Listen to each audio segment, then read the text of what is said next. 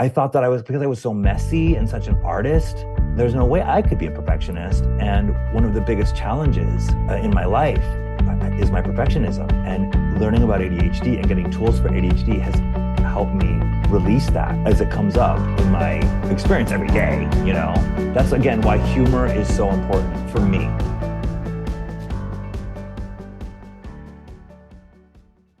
Welcome back to another episode of ADHD reWired. Today's guest is Jonathan Kidder. Jonathan Kidder is a kidder through and through, bringing comedy through character as a puppeteer, content creator, and comedian. His big claim to fame is as a puppet character, Busy the Bee in the Netflix Waffles and Mochi? Mochi. Like ice cream. Got it. I've always seen that word. I'm like, how do you pronounce that? You haven't. We need to get. I actually tried it. I'm like, Oh, really? Okay. Yeah. It's like, it's all right. I'm gonna have to talk to Mrs. Obama about that. And it featured Michelle Obama. Yeah. The LA gay scene knows him as the club as Miss Phoenix, the ultimate party foul. Poolside tarot card reader by Merman Kidder.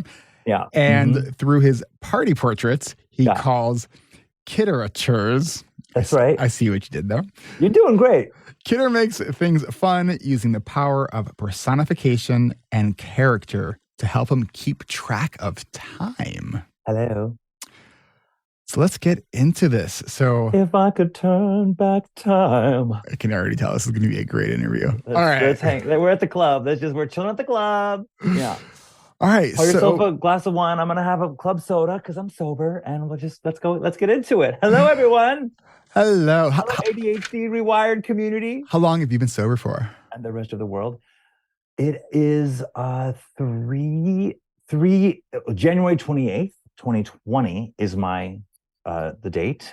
So that would be, we're almost at 4 years, God willing, as we say. So you chose right before a pandemic to go sober. Yeah, I was like, you know what? I feel a pandemic coming on. Let me just get this going real quick. So what was it that drove you to sobriety? Oddly enough, ADHD. In hindsight, in retrospect, I didn't know that was such a driving force. I had been diagnosed casually on like a 15-minute call with a psychologist. Or actually, it was a face-to-face, maybe the year before, but like 15 minutes. I'm like, oh, okay, I guess you probably have ADHD. Try these pills, and prescribed me Vyvanse, which helped. I really was like, wow, I can really focus. I feel like doing all the spreadsheets now. But because I was such a heavy marijuana user, my life just kind of spun further out of control faster. And coming into sobriety, in the fall of 2019, and then I finally really stuck to it one day at a time after the 20th of January, 2020, that, coming and learning about being an addict, what that means, hearing other addicts talk about their ADHD issues, their therapists. I got a therapist, and that therapist recommended that I really focus on educating myself about ADHD, not just the brain, but ADHD itself and how people with ADHD do life. And that changed the game for me. And during this educational process, I learned about dopamine and how the brain for us ADHDers is starving for dopamine. No wonder I got hooked on marijuana, which is dopamine. And so many folks in Marijuana Anonymous, which is what they call a home group, which is like the cousin of Alcoholics Anonymous. They're really tight. Anyway, yeah, there's so many folks I've met who also have ADHD, and yeah, this challenge is something I'm glad that I'm bringing awareness to it right now by talking to you. So, and thank you for doing so, and congratulations on 3 years. Thanks, I appreciate sobriety. That's big. It's really big. I know you said you used the phrase "hungry for dopamine." Have you ever seen? I did a couple of years ago a video with Jessica McCabe from How to ADHD, where we created a dopa menu. Oh, wow. The idea That's of wonderful. Pre-plan all the things that are helpful for us or dopamine instead of just, scrolling on the phone or binging the next show on Netflix. Oh, I love And that. we model it, we break it up into like appetizers and main courses and specials. And This is great. yeah, it is great. It's something we actually do about once a year in our alumni sessions where we work on either creating a new dopamine menu or updating our current ones. Because it's, when we need dopamine, we don't want to have to like come up with the ideas at that time. We want to already come up with that and then just pick one. Totally. And in Driven to Distraction about ADHD, Dr. Ed Hallowell talks about giving things pizzazz, like as a way to be functional, to get executive function online. Put pizzazz into it. And humor for me is a version of pizzazz, right? So to me, that menu thing adds humor, it adds pizzazz, and that is what helps you get to the solution that's going to work for you. I'm all about using humor to get functional. All right, so let's do that. We put the fun in functional, guys. I thought it was we put the fun in dysfunctional, but that's already there. So humor as a tool. Like I'm a huge fan of using humor as a tool. I love absurdity, and I love that like you do stuff with puppets because like one of my favorite movies is a movie with puppets. That's the Smoochie. Yes. And I just rewatched the second time, and I don't know what was happening the first time. I just remember liking it, but I didn't actually remember much from it. But the movie, the Happy Time Murders. Oh, that's right. That was I'm like, it was awesome. Like it was so funny, like absurd. Everybody loves puppets, right? Like especially puppets that are having sex. That's what's not to love about that? Yeah, I did a really funny puppet video that's on the internet. I created this in like 2008, so it's been a few years, but it's beautifully shot. It is a music video in which a human and a puppet fall in love, written and directed and produced by myself, but with my friend Lara Everly. She directed it. Anyway, Lara plays the ingenue, and I puppet this character, and my face is in it too. Anyway, it's called Pink Sweat. So I will send you a link to Pink Sweat. Anybody else can go online, just enter Pink Sweat in YouTube or Google, and Pink Sweat Puppets or Pink Sweat Jonathan Kidder. It should pop right up. It's a good time. I love that. Yeah, more raunchy puppets. How are you using humor to address issues like time blindness? The first part of time blindness that's difficult for me is just remembering what day it is. So I use colors and characters for each day of the week. Okay. And I also physicalize based on this like motif that I've devised for myself. I have different things that I can do to physicalize that. So it's an all-encompassing system. And when you say physicalize, what do you mean? So like I put on a different color underwear every day based on the color of the day and let's get into it. The character who is also based on an element, who's also based on a chakra. So let's just start with the to me, the like overarching humorous point to it all, because this is all pretty nutty, is you got ADHD, bitch. So that's my mantra. That's what I say to myself. Bitch, you got ADHD. Like I start looking at what I'm doing. I'm like, why do I care what color underwear I'm putting on today? Like it doesn't like what day is it? Is it Unicorn Friday or is it Wings Out Wednesday, which is fairy vibes? Or wait, no, is it the Merman Day? Is it Thursday? Is it Throat Chakra Thursday, which is mermaid? No, hold on a minute. Like, why do I care? I don't care. It doesn't matter. This is ridiculous. I am an adult. I need to. It's like, you got ADHD, bitch. Use your tools. Use your kooky colors and your characters and your fun. And what day is it? Actually, you know what? I don't remember. So I'll look. And now all day long, I'll remember that it is actually, what day is today? Today's Tuesday.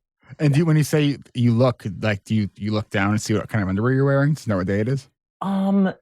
It's going to be reflected in my dress as well. Okay. Yeah. And it's not so hardcore like that, but I can feel what underwear I'm wearing. You know what I mean? They all ride a little differently. They all ride a little differently, guys. Okay. So, now we're just get ready, because this is going to be a gay romp, a gay zany romp into my life. Okay. We are we're going to queer this episode to the finest degree possible. If you're wearing a jock strap, it just sits different. That's like a very Tuesday situation for me. I was thinking of like 4 different puns around like something like holding that thought, like holding. I like hold that thought. That's really good. Yeah. So twos slay. Tuesday to slay. By Okay. the way, the color thing started with the colors of the gay flag. Okay. Okay. And, ADHDers, we deal with a lot of shame. Toxic shame is a topic that we talk about. And folks in the LGBTQIA plus community, folks who are on the queer spectrum, gay, cis men like myself, we also deal with shame. Okay. And when you've got both going on, it's like, wait, what? So embracing the gay colloquialisms is part of my thing. And that also has been part of my journey, is like finding ways to embrace the parts of myself that I love, that are important to me, that are authentic, Hmm. but that one aspect of my psyche, my inner critic, or my inner homophobe Mm. wants to just kick out. It's like, okay, got it. Well, you know what? How about this? Every day of the week is a different color of the gay pride flag. So there, it started that way. It's kind of changed and morphed over the years. This started before I learned about ADHD, by the way. And another thing that's so interesting, and I love about the community, about my fellow ADHDers, and for those of you who are listening, I'm talking to you, the ways in which we figure out what works for us without even knowing what our issues are. Like, we are so creative. I was speaking with somebody just the other day at an event that I was a Christmas carol singing merman at. That's one of my things, is doing events as characters. Anyway, the Christmas merman was hanging out at a gay fundraiser for a gay film series.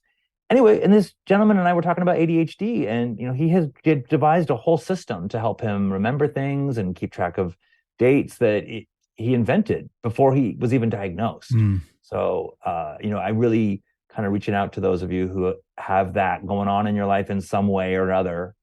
And like, kudos to you, because that takes a lot of energy. It's that whole idea of like to really thrive when you have ADHD. One, you can't do life on autopilot, right? Nope. And it's the idea that like keep experimenting, keep trying Mm, until you figure out what works, and it'll work for a while. And then you're gonna have to start there you go. experimenting some more because Totally. those expiration dates on all those great strategies, they seem to just kind of pop up, and they're like, why haven't I looked at my shit for a while? Yeah. And it's not just like doing funny things, like I'll make a funny system. It's just not taking myself too seriously. It's like when I say humor, just keeping it light, keeping it being gentle with myself. Like, humor just lightens things up. Humor, the root of the word humor is humus, which means earth, which is the same root as the word human, right? We're of the earth. And there's a sense of mortality with that. Humor really is, from my perspective, humor is about embracing the stuff that we don't like to embrace. It's painful, that's difficult to embrace. It's difficult to be with. It's difficult to acknowledge. That's one of the reasons why we laugh. We often laugh because we're uncomfortable. There's discomfort, and it's the release. When we're together and we laugh together, we hear other people laughing, and it gives us a sense of, oh, who else is on my wavelength? It creates community, connectedness, which is like the vitamin C connection of ADHD. So humor to me is very powerful, and it's not just about like keeping it fun, but letting go of that sort of narcissistic idea that we're never going to die. So, and perfectionism, the enemy of humor, because you can't have Mm. humor in a perfectionistic environment. Humor is about imperfection and change and being present. Perfection and perfectionism is, you can't have perfection and change. The ultimate perfectionism, right? The ultimate of perfection is death, because that is stasis. Mm. It's never going to change. Yeah, there's a really brilliant metaphysical teacher from the late 70s and 80s named Marion Woodman, and she wrote a book called Addiction to Perfection. And I recommend the Audible version of that, which is actually a workshop about the book, but it's better than the book. Anyway, she talks about that, and she talks about how corrosive perfectionism is. And I didn't know that I was a perfectionist. Mm. I thought that because I was so messy and such an artist, there's no way I could be a perfectionist. And one of the biggest challenges in my life is my perfectionism. And learning about ADHD and getting tools for ADHD has helped me release that as it comes up in my experience every day. That's again why humor is so important for me.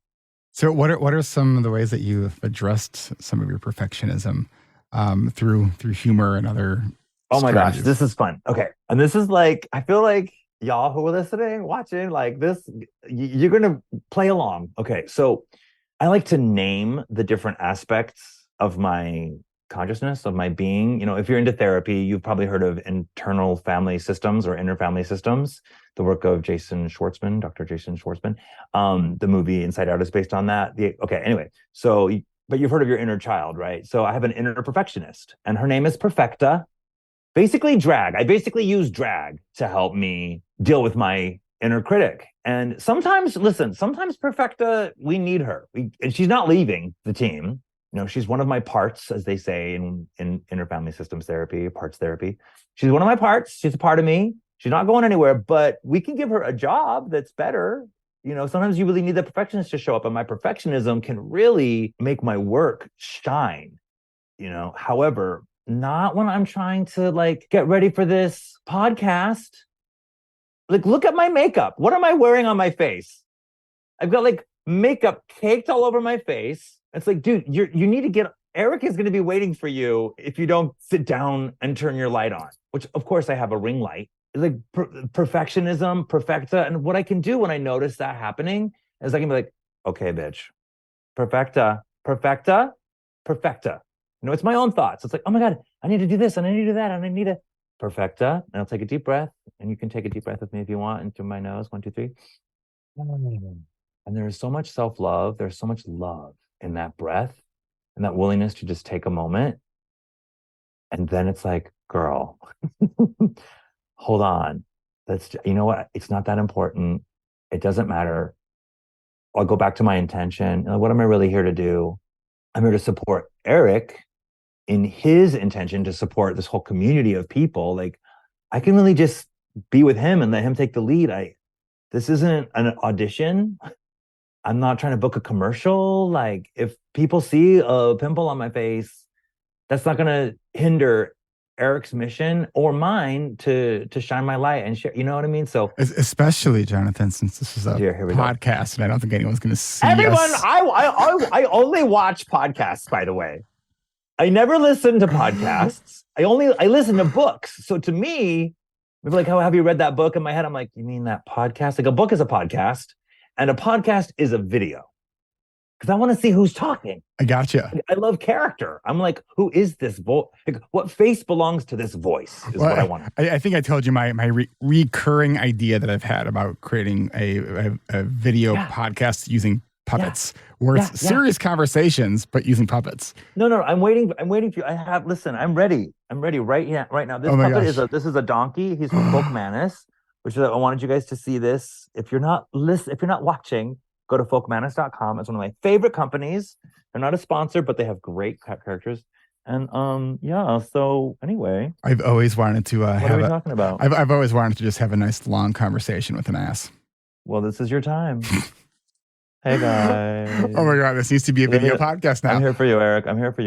So we're gonna take a really quick break. And when we come back, I just gotta regroup here, and because my brain, collect yourself. My brain went from the normal 10 thoughts at a time to 100 possibilities of where we can go while talking to an ass. Let's get organized. We will be right back. Support for this podcast comes from our coaching community and our intensive award-winning coaching and accountability groups. We meet 3 times a week for 10 weeks with daily accountability. Learn more and get on our spring interest list at coachingrewired.com. We just started our 35th season of coaching, and we're really excited to see what's in store for our newest members during this winter season. Are you wondering if coaching is a right fit for you? What about group coaching?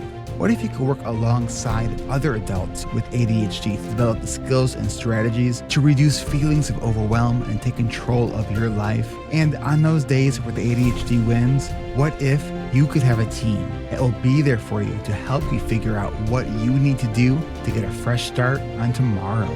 Here at ADHD reWired, we empower our members by creating a safe and supportive environment that's shame-free and judgment-free. While we do provide tools for learning how to better manage our calendars, build ADHD-friendly routines, and create actionable to-do lists to achieve our goals, we also believe that ADHD management is so much more than just about tools. For example, with our plans and our to-dos, it's not just about writing them down. It's about creating awareness around where our time is actually going and being spent and how our environments can affect every step.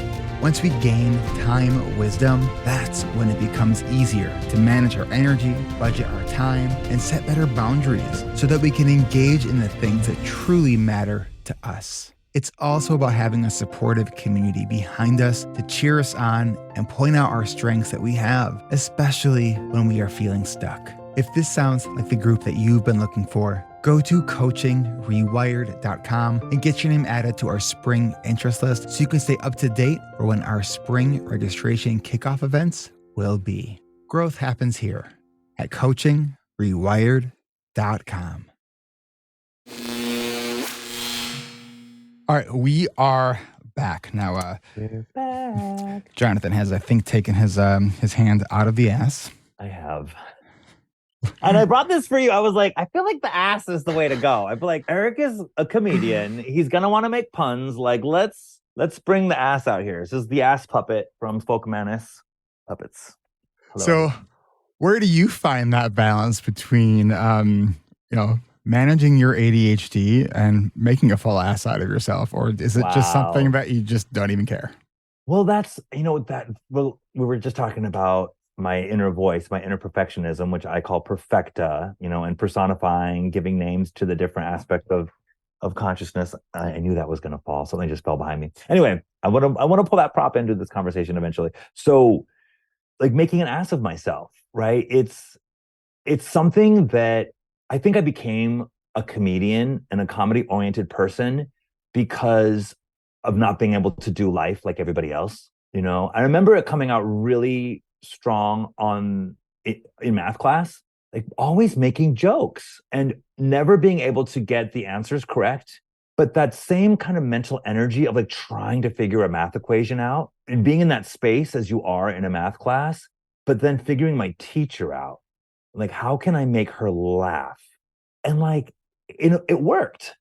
I think I got better grades because my teachers just liked me. And I had a very mature, people called me an old soul when I was a kid. So, those kids who were just sassy and precocious, but very, very witty and what is the word? They see things. I know. Where to go? Perceptive. Thank you. Perceptive. Ding, ding, ding. 5 points for Eric. Very perceptive. That kid, you're not going to flunk that kid.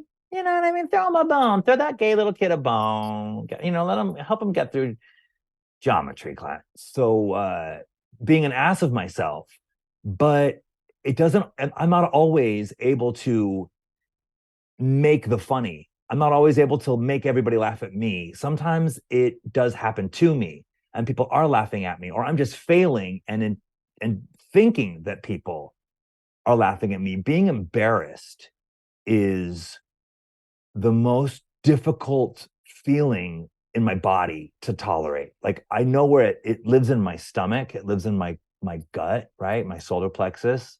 And it just, that feeling, or also in my heart, it'll just shut me down. And being an ass, making an ass of myself, overcoming perfectionism looks like letting go and just accepting that I am an ass and that we're all asses. Nobody doesn't have an ass. It's just what's happening. I'm just thinking of that movie from Spaceballs, surrounded by assholes. Thank you, Mel Brooks. Do you think that part of that, though, is, well, if I beat other people to the punch to sort of laugh at myself, then I won't be humiliated? 100%. 100%. It's control. So it's dominance. And it has to do, in my awareness, and at least for myself, it has to do with managing their emotions. And I believe, besides being a comedian and a character actor and a character designer and developer, I'm a mystic. I'm very, very mystical. I've always had a mystical perspective. I've done a lot of professional work as a psychic. I've done like all sorts of stuff. I've chosen not to really anchor into that work professionally, but it's part of how I see the world and my worldview. So I believe that we are very, very sensitive. All human beings. That we are electromagnetic beings. Everything's vibrational. We're vibrational, and so when somebody has a negative energy or has a negative perspective of you, or is just negative when they're around you, you can feel it on a very deep level, and you can feel it in your body. You can feel it in your chakra system, which is the prop that I had that fell. So it's real. The pain is real. Probably because the vibrations of talking about chakras and ADHD rewired, it just reverberated throughout like the world because I don't think we've ever talked about chakras. Yeah. Okay. So here's my chakra prop. This is a plate, one of those plastic plates from the dollar store, but it looks so fancy. This is a cutout that I made of myself, and then these are the chakras with craft baubles. Anyway, so if you don't know what we're talking about, the chakra system comes from the Hinduism, and it is been westernized and embraced by Western culture. So if you go to a yoga class, you'll hear people talking about it. It also has very physiological aspects to it. So when you talk about your solar plexus, which is your third chakra, right? That is also something you can talk about in a scientific conversation. So understanding the chakras has been something I've been passionate about over the years, and learning about ADHD, I finally understand why. And somehow this is all going to go back to time and time blindness. The T on time blindness is, how can I make time physical?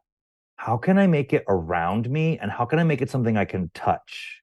And that's where the chakra system comes in. So we start with, it's Tuesday. Today is Tuesday. We're recording this. The second chakra is the sacral chakra. And it is in Western yoga, it's associated with the color orange. So now I have a whole thing about how Tuesday is orange. The word Tuesday comes from the god of war, Mars, especially in Spanish, Martes. So there's an energy around that. There's the energy of the second chakra and what that's about. And it's just enough for me to chew on all day and obsess about, And then I have mythological characters. So in yoga, in Vedic, Hinduism and in yoga, there's different gods and goddesses associated with the chakras and animals. And so I've made my own version for me, not to like appropriate culture, but to take something that I believe is universal, as is time, and have it connect with me and my ADHD brain. So I'm wearing more orange underwear right now.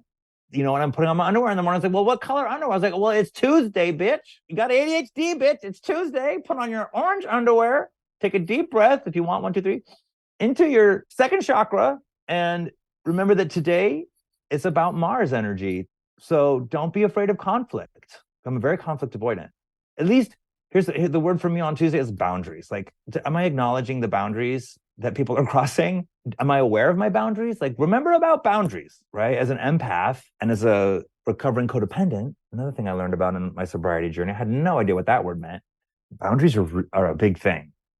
And especially if you're an ADHDer who is a people pleaser trying to find out what version of person you need me to be so that I can be successful in this situation, whether that means getting paid, going on a second date with you, if you're my parent, getting dinner tonight. It's survival. So boundaries are a major thing for me. So Tuesday is a great day to remember that they exist.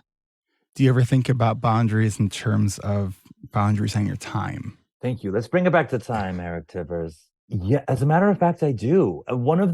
We were talking about addiction earlier, and we were talking about sobriety and marijuana. One of the things I learned about is and dopamine, right? The brain's hungry for dopamine. On the dopamine menu, this should not be, I hope this is not on the dopamine menu, but running late creates urgency. And that energy of urgency just produces that dopamine. Something I learned about here on my journey. And with a splash of cortisol. Like a splash of cortisol and then like an extra helping of cortisol on the side. Yeah. Oh, adrenaline for big time. Yeah. So it's a lot of, okay, I noticed becoming, uh, I noticed in getting sober what my thoughts did when I wanted to reach out to someone or go and get, I'll say this again. When I took my first steps in getting sober and staying sober, I started to learn about my addict brain. And that's another character. And one of the most effective things on my sobriety journey, and I share about this when I share at 12-step meetings, is naming my addict brain, right?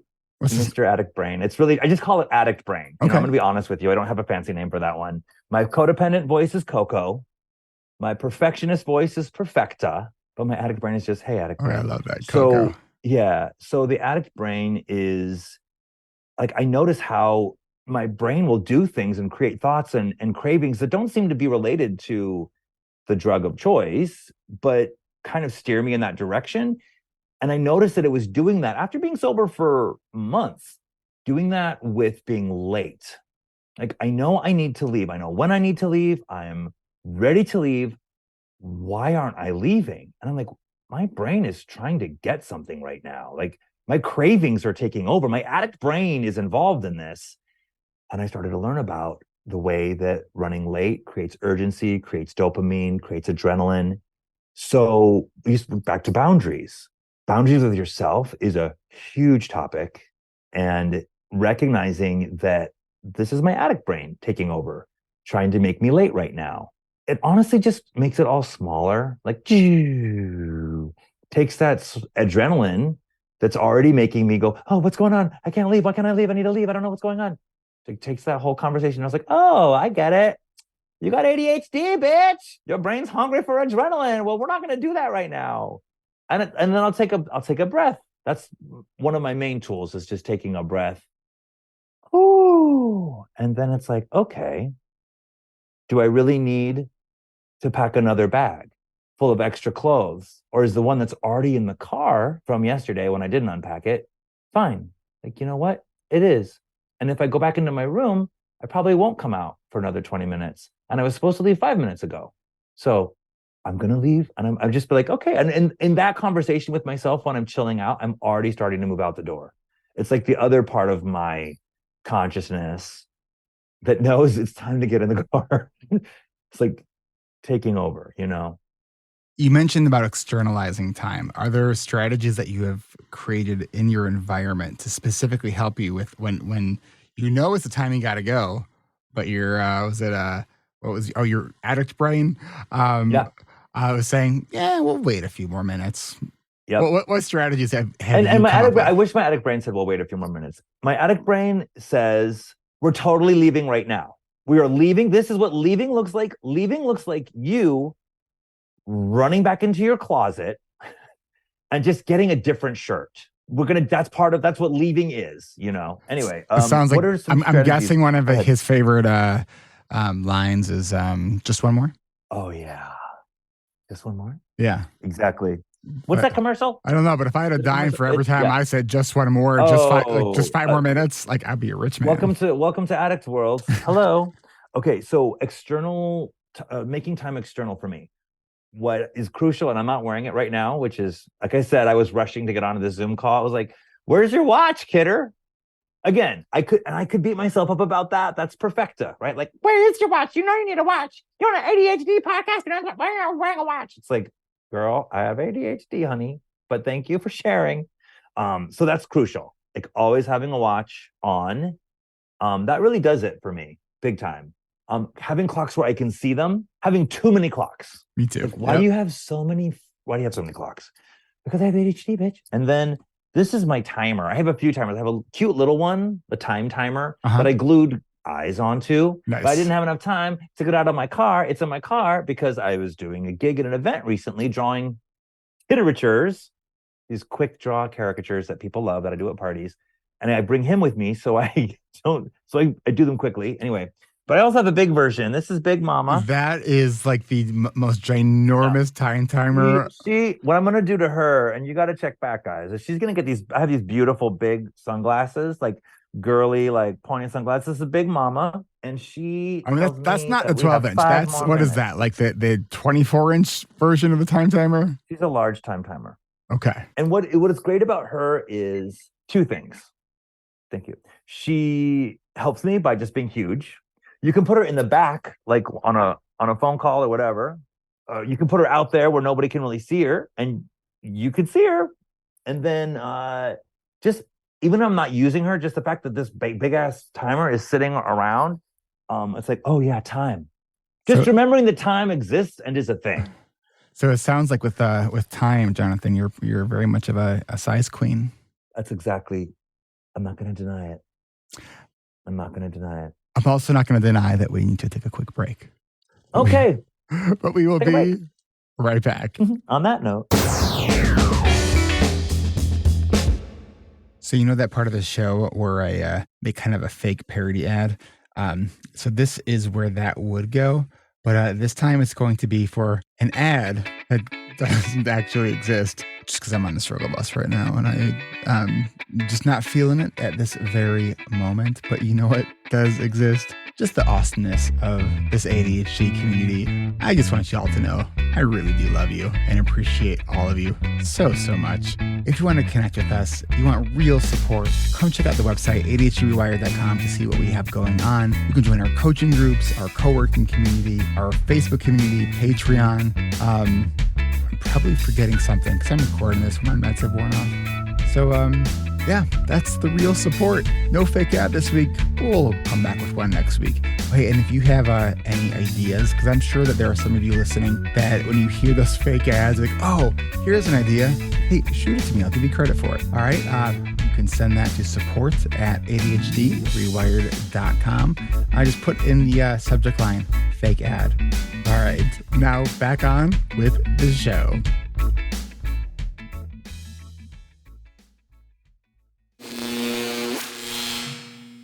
And we're back.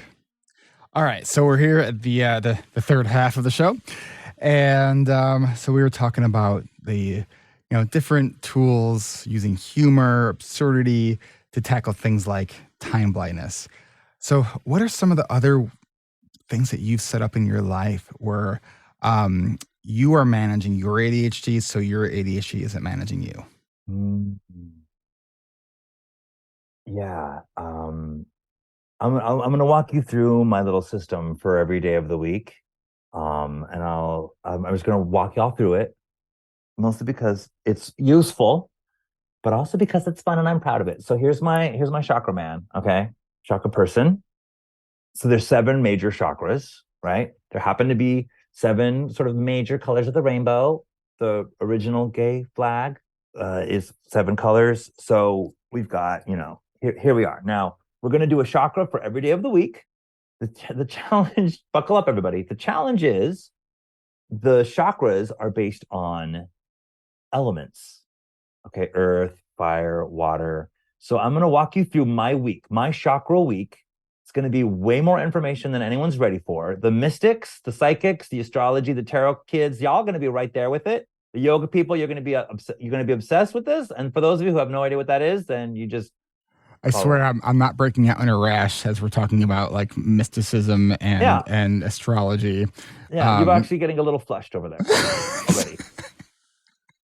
I was gonna call him out for the third half. The third half, guys. I didn't call him out after about the third half. I'm holding space. I'm holding space for other perspectives. The third. So let's start with okay. So by the way, how I do my week is also part of how I manage my ADHD, because the world does it 2 ways. Some people start the week on Monday, and some people start the week, like calendars, a lot of them start the week on Sunday. So I used to always start my week on Monday because that felt better to me. Now I do it on Sunday, but that's part of it. My main gift to y'all as a tool is do what works for you. And you don't need to, as I have proven to myself that I don't need to think I can only do it the way it's supposed to be done. That in order for me to be successful and show up for this world, for this wonderful, wonderful, wonderful neurodivergent and neurotypical world, the best way for me to show up for my neurotypical people is to get my shit worked out. Okay, so my week starts on Sunday, and I call it Solar Plexus Sunday, and I focus on the 3rd chakra, which connects with the element fire, and it's the sun, the day of the sun, right? So you can put your hand on your Third chakra, it's just right above your belly button. We're going to take a deep breath into your fire center, 1, 2, 3. That also happens to be your center of self-esteem. So self-esteem Sunday, solar plexus Sunday. Now we're getting integrated with some qualities, with some things that are going to inspire me for the day. I'm not doing affirmations because I don't really do that. I have mantras that I'll just sort of keep with myself, but can't do different affirmations every day like people in this kind of world often talk about. So it's solar plexus Sunday. That's great. Or I'll just call it Sun Gay. That'll get me there. Okay, so Sun Gay, right? Solar plexus Sunday, self-esteem Sunday. Now Monday, the day of the moon, right? Which of the chakras connects, would you say is like the highest chakra, the chakra that's up above your head? It's the crown chakra. Okay, so here's the crown chakra. I actually knew what that one was called. Oh, I should have let you take it. And, Want to do it again? And sure. Okay, so which of these energy centers would you say connects with what's above you? Jonathan, is it the crown chakra? Ding, ding, ding. That's 2 points for Eric Tibbers. Correct, the crown chakra. So even when I say crown chakra, and again, I'm a mystic, right? I can feel my head like tingle a little bit. Well, it's funny. The reason I actually know the name of the crown chakra. So right before our COVID, kicked in and everyone had to stay home, I was going to my community. They had this group meditations, and I was going to them, and they had these sound baths. Now, mind you, like I'm trying to sort of expand and be open to different experiences, and I'm like walking in, like admittedly rolling my eyes at how like hokey this all felt. So they're doing this. They have these big like crystal bowls that they're making these like sounds with, right? And you know, it's someone who really is into sound and soundscape and all that. Like it was interesting. And so we're doing this meditation, and the facilitator is ringing this certain bell, and it's like from a sort of sensory experience, it was very bizarre because I wasn't hearing the sound. It was coming from inside of my head. And when I went, so afterwards I talked to the facilitator. I was like, this is the strangest sensation. Like it literally felt like the sound wasn't outside of me. It was right in my head. And she just says, well, that makes perfect sense because this one's tuned to the crown chakra. And I was like, well, what? Like, listen. So there's a skeptic part of me. I'm just like, bitch, please, come on. And then there's like, well, experience is experience. And that's what I experienced. Oh, and here's the thing about the energy centers, the chakras. They're in our language. They're part of our everyday language. And if that's true, then wait a minute. Then there must be something to it. For example, when somebody breaks up with someone or gets broken up with, what do they say? What's the phrase for that? I didn't follow you on that. Okay, so we're gonna do a quick quiz to see how the ideas of chakras are in our everyday life. If somebody breaks up with you, you would say you had your what broken? Heart broken. Thank you. Why? Okay, so is that just a colloquialism, or have you ever felt pain in your heart from an emotional? Absolutely. And you're saying it like it's like it's no big deal, but why would that be? Why? Well, just consider that that's an energy center. I'm not trying to be all woo-woo. Like I prefer to stay as skeptical as possible, as much as possible. The challenge for me is my life is I'm just so in tune with spiritual stuff that it's harder to go through life denying it than it is considering it. And okay, we're going to get back on track, back to the days of the week. But you were right when you said heart chakra, crown chakra. I'm not surprised that you had that experience. And I just believe that this shit is normal. This is part of life. It is an everyday part of life. We're all cell phones walking around. Everybody's psychic. That's part of what it is to be human. Our cell phones frequency gets stronger when we're holding them because the force field of our bodies amplifies the signal. We are electromagnetic, right? So it seems kooky and hokey and funky and everything at the crystal shop, but I'm not always trying to be at the crystal shop myself. And just for the sake of science, I have no idea if what Jonathan just said is true, but I'm letting Jonathan share his story. Yeah, let Jonathan share his, okay. Crown chakra. Okay, so Monday. And then in case you want to cut any of that out, I'm just going to go back to the Monday thing, the crown chakra. Yes, Eric, you are right. The crown chakra, and here it is represented on my. I think you put your hand on the top of your head and take a deep breath. 1, 2, 3. Yeah, and so sometimes when you think about your crown chakra, which is your it's associated with the pineal gland, you can kind of feel a little tingle there. So I call this moons over my Monday. There's a moon. I just imagine there's a moon above me, above my head, because it's Monday, the day of the moon. That's what Monday's about for me, is that connection with the crown chakra. I could use that connection with higher self, higher intelligence on Monday. I don't know about you. Yeah, so that's Monday. Lavender, it's associated with the color lavender in Western yoga practice. Monday. Tuesday, to slay. Now we're down at the second chakra. The element of the second chakra is water. So this is a sexy day. Okay, that's just the sex chakra. It's the chakra of creativity. It's a very cool chakra, and it's associated with the planet Mars. So I'm just getting my, we're gonna keep going because we could talk about the sacral chakra all day. Tuesday, Wednesday. Now we're here at the heart chakra. And if you ever have been broken up with, you know what heartbreak feels like. There's a reason. This is an energy center. So put your hand on your heart. This is probably the most powerful chakra to, if you're new to this stuff. Deep breath, 1, 2, 3. Whew. Yeah. This chakra is, this is where our lungs are. And taking a deep breath is a big deal, especially for us neurodivergents. It is said that the heart center is the center of your energetic being.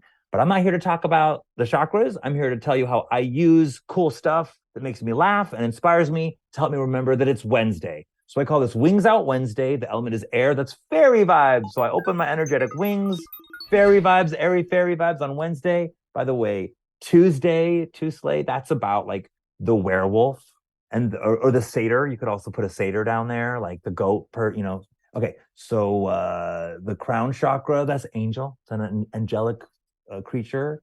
Thursday, throat chakra Thursday, that's merman energy. That's your voice, right? We all know the Little Mermaid, the story of the Little Mermaid, and her voice. I imagine like I'm in the water and the surface of the water is right at my throat.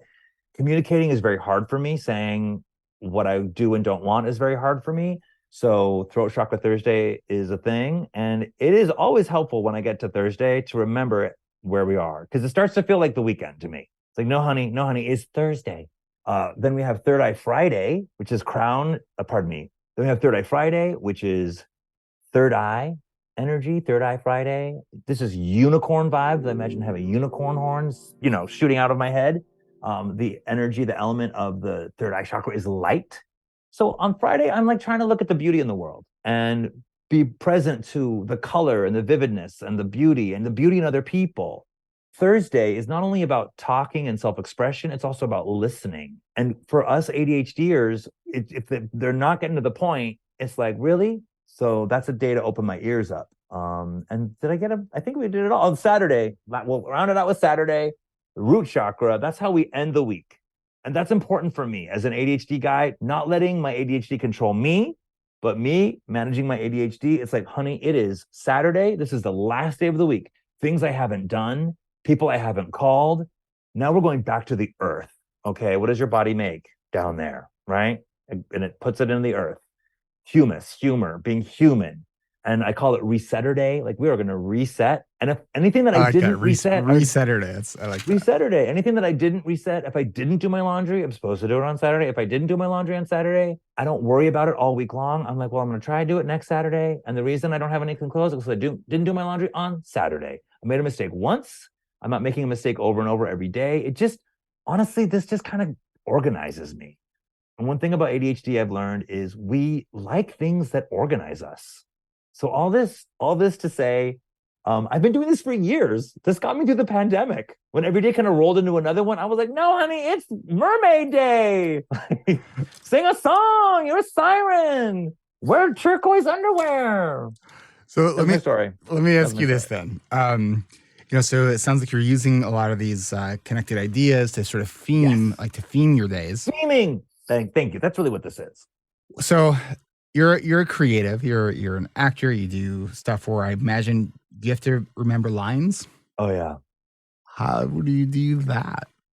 To help me remember lines, I use humor and visual imagery. I take a script and I draw pictures of all the words. And I make the pictures flow into the next picture, and I make them as silly and as sexual as possible. That is the key for remembering anything. Like the more sexual, absurd, even like inappropriate you can make it, the more it sticks. Like I Yep. discovered that I think even before I learned that ADHD, that like I got to make some raunchy acronym to remember this thing, and then I'm good. It works. And the other thing is, I'm in control. I get to say what the word how reminds me of. For whatever reason, the word how is an owl. It's not who, it's how. But let's just use the word who. If the word in the script is who, then an owl gives you who. So I'll draw an owl. And that's me. That's for mine. That's nobody else is doing this with me. There's some ownership in doing something that works for me my way. And linking the words together, making it silly. And then when I'm in the scene, I can visualize those words as pictures. I can visualize pictures. I can't visualize actual words like people with photographic memories can. And the drawings that I'll do are almost like representations of sort of mental pictures that are happening when I'm interacting with the words, looking at them. And so it's almost like a video game that's playing in front of me in my mind of these funny pictures. And then the ones that when I step away from the script and away from my drawings and try to remember them, and then there's some that I'll forget, and I'll go back and look at what those are, and then I'll really like make that even funnier or weirder. And then it's like I have a relationship with the words and with the script. So now I'm introducing not only a theme, but a relationship. And that's why character is so impactful for me. Like, I feel like I have a relationship with Wednesday. Like, Wednesday is this fabulous fairy, this divine motherly fairy who's unconditionally loving. And that's who I get to hang out with on Wednesday. On Friday, I hang out with this magical gay unicorn who is an interior decorator. If I need to make something cute in my apartment, I will wait until Friday and do it with the unicorn. I bet that helps with just some maybe like decision fatigue about when to do things. It is tremendously helpful. Yeah. And I got this shelf. I've just moved recently, so I haven't activated this shelf yet. But it has 7 cubby holes. And each cubby hole is going to be a different day of the week with the colors and the ideas and the concepts. And I'm hoping to produce content where I walk people through it because I want to share these ideas. And I've done it in the past, but back in the day, before I knew I had ADHD, before I was taking my problems seriously, let's put it that way.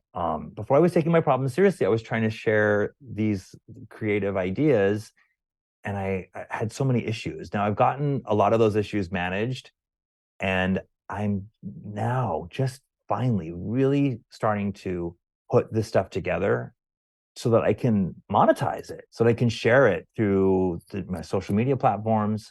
And now that's something I'm struggling with. But now you know what that shelf is about. I love that your initials are JK. I mean, it just kind of seems too perfect for you. I was trying to art direct this moment, and I was like, okay, well, we have this was hanging here, and then I was like, I feel like the JK goes there. It works. Kidding. It works. It absolutely and the funny thing about my name, here's another ADHD thing, is like identity. There's the masking and everything, and connecting with the idea. I am a humorous person, and I've always enjoyed humor. But again, I have that mystical side. It helped me embrace my name, to just choose that for me, it means fun, and that's what that means to me. And it helped me kind of own my identity more. Does that make sense? It does. Yeah. I think we're out of time here. I know that when we were talking earlier before we hit record, you were talking a little bit about trying to figure out how to focus on, you were getting these freelance gigs, and you're like, you want to stop doing that so you can start focusing on some other stuff. And we talked about maybe talking about that on the podcast, but we ran out of time. So that means if you want to hear the rest of this conversation that we're going to continue for the next about 15 minutes, join us on Patreon, because we're going to include the rest of this conversation for our patrons. So for everyone else, You've been listening to Jonathan Kidder. Thank you. The website to find all things Jonathan Kidder is kidderco.com. And Instagram. Yep. JW Kidder. KIDDER. And we will link all of that to the show notes. And hey, and if you would also send me a picture, or let me actually screenshot right now you holding your little chakra plate here, and we'll include that in the show notes. And all. Could you do the chakra and the donkey? Of course. Because and for those of you, we're making album art right now. Oh yeah, we're making album art. For those of you who are like interested in coming over to Instagram, I'm working on putting all this stuff that I'm talking about today, really focusing on that on my Instagram and on social media. So come meet Merman Kidder, come hang out, send me a message, let me know that this is where you met me, and we can gossip about Eric together. Fabulous. This was so much fun. Thank you, and we will continue the conversation here in just a moment. Did you get your screenshot yet? Yeah, I did. Okay. Bye. And that, my friends, is a wrap for today. A big thank you to Jonathan for joining me today. Hey, how do you use humor as a tool? Let us know in our Facebook community or on our fan page. And if you are not a part of our Facebook community yet, head on over to ADHDrewired.com and click on the community tab at the top of the page where you can apply to join. That's right, it's a free and secret group. And there's tons of fun discussions about other topics happening over there too. Hey, do you love the podcast and find value in the show and want to support our work? Head on over to ADHDrewired.com/Patreon, where you can get this show uninterrupted with the announcements like this one at the very end for just $5 a month or more. Think you'd benefit from coaching around an ADHD-related issue and want a taste of group coaching? Maybe you have one specific challenge that you would like to pick my brain around? You can do that if you are a patron, starting at $25 a month. You can join me every fourth Tuesday of the month at 1 p.m. Pacific, 4 Eastern. And how does boosting your productivity and tackling your toughest projects and to-dos with guided co-working sessions and accountability sound? What about real-time, around-the-clock body doubling and ADHD-friendly co-working? You can get started in our Adult Study Hall co-working community at adultstudyhall.com. Try it free for the first week, and it's only $19.99 a month after that. Find everything from our coaching groups, our free Facebook community, Adult Study Hall, Patreon events, announcements, show notes for this episode, past episodes, and more. All at ADHDrewired.com. Hey, and don't forget to check out our newest podcast, the ADHD Creatives Podcast with Coach Kristen Martz. Go check that out. It is out now. Thanks again to Jonathan for taking the time to chat for this episode. And thank you, dear listener, for making it to the end. And we will see you next week.